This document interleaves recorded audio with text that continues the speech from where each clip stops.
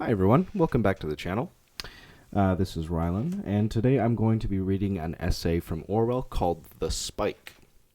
Now, as a quick side note before I begin this one, a spike is kind of a name for like a workhouse where you could go if you were poor. They would give you a little bit of food. You could sleep there for a weekend and then leave. So the name doesn't really translate perfectly, but that's kind of what we're dealing with. Secondly, this essay, if it does sound familiar to you and you've read Orwell before, is probably because this essay was reworked and became 2 chapters of the book Down and Out in Paris and London. So without further ado, this is The Spike by George Orwell. It was late afternoon. 49 of us, 48 men and 1 woman, lay on the green waiting for the spike to open. We were too tired to talk much. We just sprawled about exhaustedly, with homemade cigarettes sticking out of our scrubby faces. Overhead, the chestnut branches were covered with blossom, and beyond that, great woolly clouds floated almost motionless in a clear sky. Littered on the grass, we seemed dingy, urban riffraff. We defiled the scene like sardine tins and paper bags on the seashore. What talk there was ran on the tramp major of this spike. He was a devil, everyone agreed, a tartar, a tyrant, a bawling, blasphemous, uncharitable dog. You couldn't call your soul your own when he was about, and many a tramp had he kicked out in the middle of the night for giving a black answer. When you came to be searched, he fair held you upside down and shook you. If you were caught with tobacco, there was a hell to pay, and if you went in with money, which is against the law, God help you. I had 8 pence on me. For the love of Christ, mate, the old hands advised me, don't you take it in. You'd get 7 days for going into the spike with 8 pence. So I buried my money in a hole under the hedge, marking the spot with a lump of flint. Then we set about smuggling our matches and tobacco, for it is forbidden to take those into nearly all spikes, and one is supposed to surrender them at the gate. We hid them in our socks, except for the 20 or so % who had no socks, and had to carry the tobacco in their boots, even under their toes. We stuffed our ankles with contraband until anyone seeing us might have imagined an outbreak of elephantitis. But it is an unwritten law that even the sternest tramp majors do not search below the knee, and in the end only 1 man was caught. This was Scotty, a little hairy tramp with a bastard accent, sired by Cockney out of Glasgow. His tin of cigarette ends fell out of his sock at the wrong moment, and he was impounded. At 6, the gate swung open and we shuffled in. An official at the gate entered our names and other particulars in the register, and took our bundles away from us. The woman was sent off to the workhouse, and we others into the spike. It was a gloomy, chilly, lime-washed place, consisting only of a bathroom and dining room and about 100 narrow stone cells. The terrible tramp major met us at the door and herded us into the bathroom to be stripped and searched. He was a gruff, soldierly man of 40, who gave the tramps no more ceremony than sheep at the dipping pond, shoving them this way and that and shouting oaths in their faces. But when he came to myself, he looked hard at me and said, "You are a gentleman?" "I suppose so," I said. He gave me another long look. "Well, that's bloody bad luck, governor," he said. "That's bloody bad luck, that is." And thereafter he took it into his head to treat me with compassion, even with a kind of respect. It was a disgusting sight, that bathroom. All the indecent secrets of our underwear were exposed. The grime, the rents, the patches, the bits of string doing duty for buttons, the layers upon layers of fragmentary garments, some of them mere collections of holes held together by dirt. The room became a press of steaming nudity, the sweaty odors of the tramps competing with the sickly, subfecal stench native to the spike. Some of the men refused the bath, and washed only their toe rags, the horrid, greasy little clouts which tramps bind around their feet. Each of us had 3 minutes in which to bathe himself. 6 greasy, slippery roller towels had to serve for the lot of us. When we had bathed, our own clothes were taken away from us, and we were dressed in the workhouse shirts, gray cotton things like nightshirts, reaching to the middle of the thigh. Then we were sent into the dining room, where supper was set out on the deal tables. It was the invariable spike meal, always the same, whether breakfast, dinner, or supper, half a pound of bread, a bit of margarine, and a pint of so-called tea. It took us 5 minutes to gulp down the cheap, noxious food. Then the tramp major served us with 3 cotton blankets each and drove us off to our cells for the night. The doors were locked on the outside a little before 7 in the evening and would stay locked for the next 12 hours. The cells measured 8 feet by 5 and had no lighting apparatus except a tiny barred window high up in the wall and a spy hole in the door. There were no bugs, and we had bedsteads and straw palliases, rare luxuries both. In many spikes one sleeps on a wooden shelf, and in some on a bare floor with a rolled-up coat for a pillow. With a cell to myself and a bed, I was hoping for a sound night's rest. But I did not get it, for there is always something wrong in the spike, and the peculiar shortcoming here, as I discovered immediately, was the cold. May had begun, and in honor of the season, a little sacrifice to the gods of spring, perhaps, the authorities had cut off the steam from the hot pipes. The cotton blankets were almost useless. One spent the night in turning from side to side, falling asleep for 10 minutes and waking half frozen and watching for dawn. As always happens in the spike, I had at last managed to fall comfortably asleep when it was time to get up. The tramp major came marching down the passage with his heavy tread, unlocking the doors and yelling to us to show a leg. Promptly the passage was full of squalid, shirt-clad figures rushing for the bathroom, for there was only one tub full of water between all of us in the morning, and it was first come, first served. When I arrived, 20 tramps had already washed their faces. I gave one glance at the black scum on top of the water and decided to go dirty for the day. We hurried into our clothes and then went to the dining room to bolt our breakfast. The bread was much worse than usual because the military-minded idiot of a tramp major had cut it into slices overnight so that it was hard as a ship's biscuit. But we were glad of our tea after the cold, restless night. I do not know what tramps could do without tea, or rather the stuff they miscall tea. It is their food, their medicine, their panacea for all evils. Without the half-gallon or so of it that they sucked down a day, I truly believe that they could not face existence. After breakfast, we had to undress again for medical inspection, which is a precaution against smallpox. It was 3/4 of an hour before the doctor arrived, and one had time now to look about him and see what manner of men we were. It was an instructive sight. We stood shivering, naked to the waist, in 2 long ranks in the passage. The filtered light, bluish and cold, lighted us up with unmerciful clarity. No one can imagine, unless he has seen such a thing, what pot-bellied, degenerate curs we looked. Shock heads, hairy, crumpled faces, hollow chests, flat feet, sagging muscles. Every kind of malformation and physical rottenness were there. All were flabby and discolored, as all tramps are under their deceptive sunburn. 2 or 3 figures seen there stay ineradicably in my mind.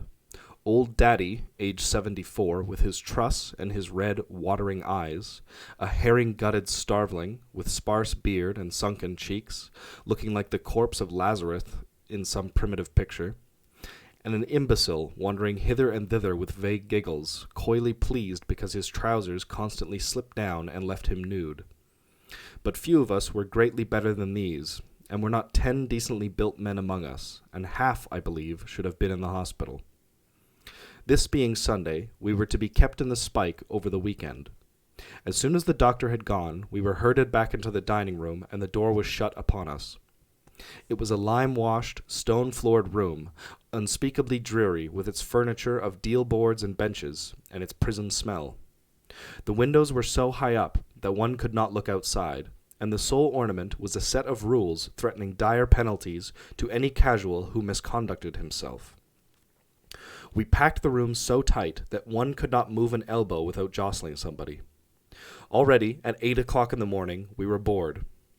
There was nothing to talk about except the petty gossip of the road, the good and bad spikes, the charitable and uncharitable counties, the iniquities of the police, and the Salvation Army.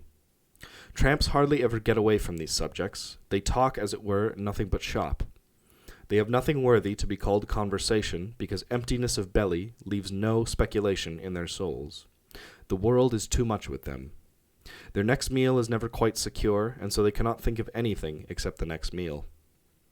2 hours dragged by. Old Daddy, witless with age, sat silent, his back bent like a bow, and his inflamed eyes dripping slowly onto the floor.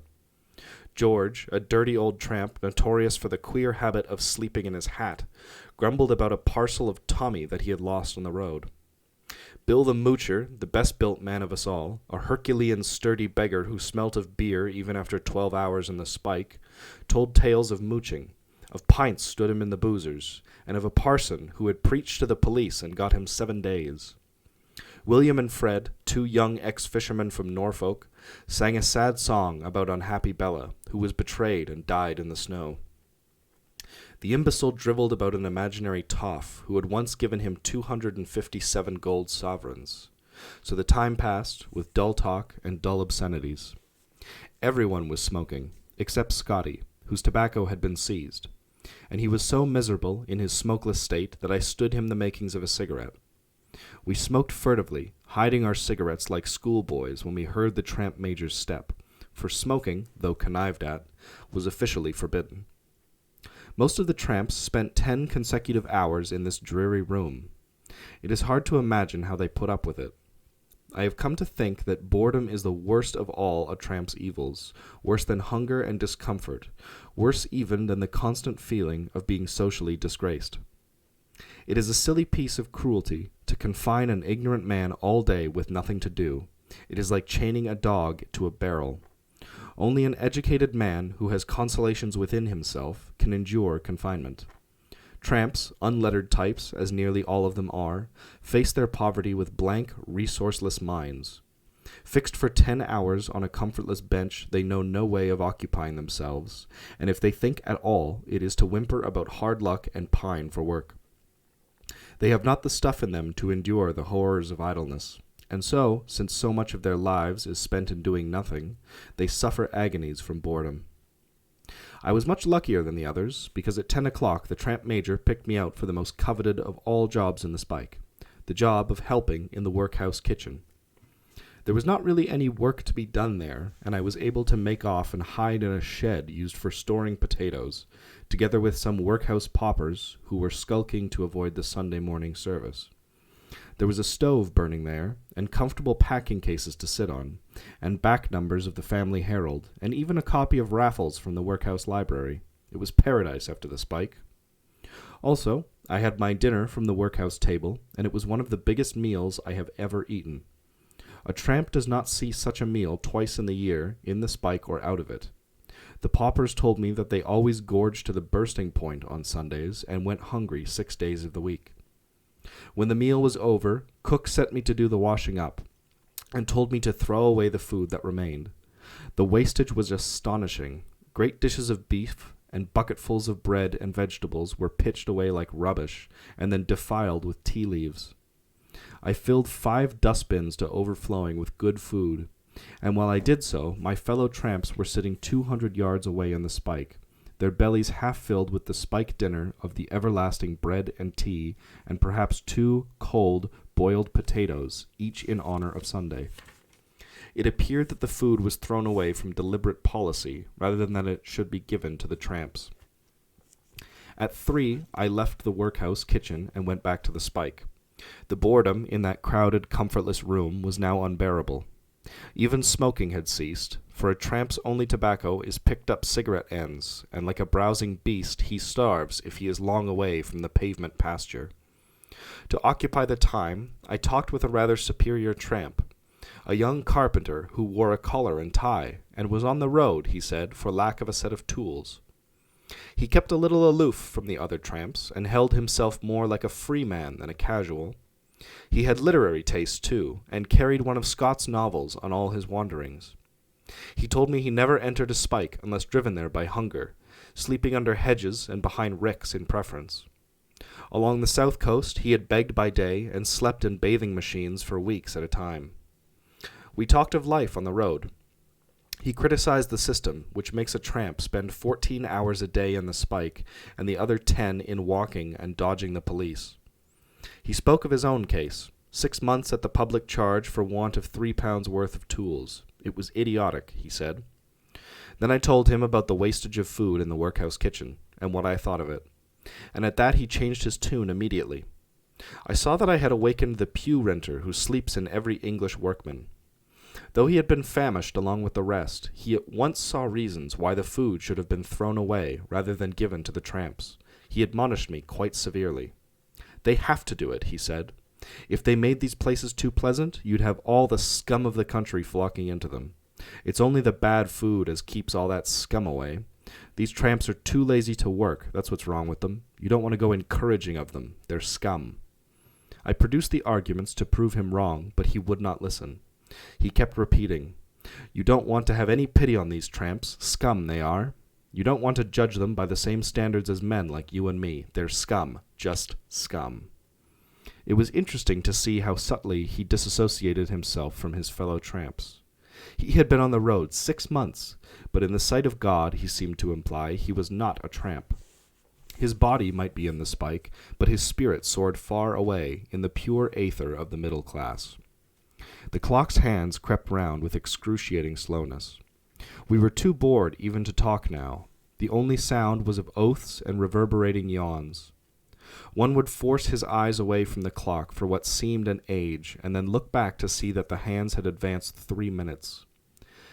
Ennui clogged our souls like cold mutton fat. Our bones ached because of it. The clock's hands stood at 4, and supper was not till 6, and there was nothing left remarkable beneath the visiting moon. At last 6 o'clock did come, and the tramp major and his assistant arrived with supper. The yawning tramps brisked up like lions at feeding time, but the meal was a dismal disappointment. The bread, bad enough in the morning, was now positively uneatable. It was so hard that even the strongest jaws could make little impression on it. The older men went almost supperless, and not a man could finish his portion, hungry though most of us were. When we had finished, the blankets were served out immediately, and we were hustled off once more to the bare, chilly cells. 13 hours went by. At 7 we were awakened, and rushed forth to squabble over the water in the bathroom, and bolt our ration of bread and tea. Our time in the spike was up, but we could not go until the doctor had examined us again, for the authorities have a terror of smallpox and its distribution by tramps. The doctor kept us waiting 2 hours this time, and it was 10 o'clock before we finally escaped. At last it was time to go, and we were led out into the yard. How bright everything looked, and how sweet the winds did blow after the gloomy, reeking spike. The tramp major handed each man his bundle of confiscated possessions, and a hunk of bread and cheese for midday dinner, and then we took the road, hastening to get out of sight of the spike and its discipline. This was our interim of freedom. After a day and 2 nights of wasted time, we had 8 hours or so to take our recreation, to scour the roads for cigarette ends, to beg and to look for work. Also, we had to make our 10, 15, or it might be 20 miles to the next spike, where the game would start again. I disinterred my 8pence and took the road with Nobby, a respectable, downhearted tramp who carried a spare pair of boots and visited all the labor exchanges. Our late companions were scattering north, south, east, and west, like bugs into a mattress. Only the imbecile loitered at the spike gates until the tramp major had to chase him away. Nobby and I set out for Croydon. It was a quiet road. There were no cars passing. The blossom covered the chestnut trees like great wax candles. Everything was so quiet and smelt so clean, it was hard to realize that only a few minutes ago we had been packed with that band of prisoners in a stench of drains and soft soap. The others had all disappeared. We two seemed to be the only tramps on the road. Then I heard a hurried step behind me and felt a tap on my arm. It was little Scotty, who had run panting after us. He pulled a rusty tin box from his pocket. He wore a friendly smile like a man who was repaying an obligation. "Here you are, mate," he said cordially.